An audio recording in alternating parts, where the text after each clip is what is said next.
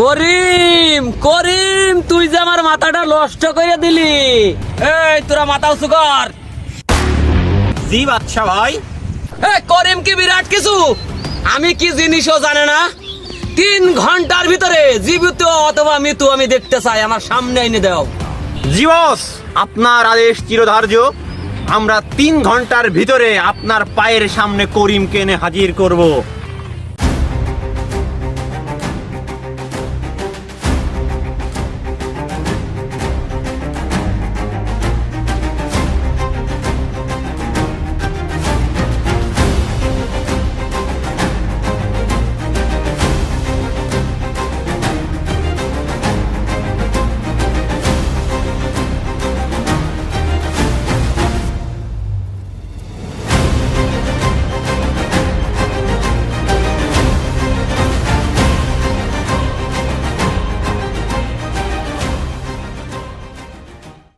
এই তোর এখানে কি?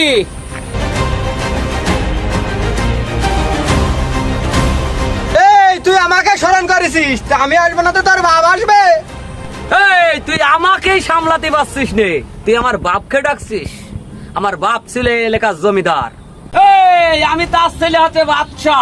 তুই যেখানে দাঁড়ায় আছিস এইটা তো তোর সৌভাগ্য। এই বাচ্চা, তোর বাপ কোন এলাকার নেতা বাচ্চা এটা আমার দেখার বিষয় নেই।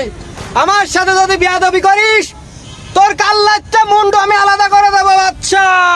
আমার নাম করিম। করিম, তোর কথাবার্তা হচ্ছে না। আমি ডাওর পুঙা চাপতে চাপতে এ পর্যন্ত এসেছি। তোর মতন দুধ খাওয়া শিশু কত এলো গেল, তাই কেউ কিছু আমার করতে পারলে না। তুই কি করবি? তুই আমার বাল ছিঁড়ে দিস নি, যা সামনের নির্বাচনে তোর সাথে কথা হবে, যা।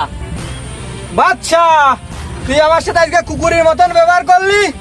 তুই নির্বাচনের কথা বললি না, নির্বাচনে পরে দেখা হবে তোর সাথে। যা যা, এই আয়।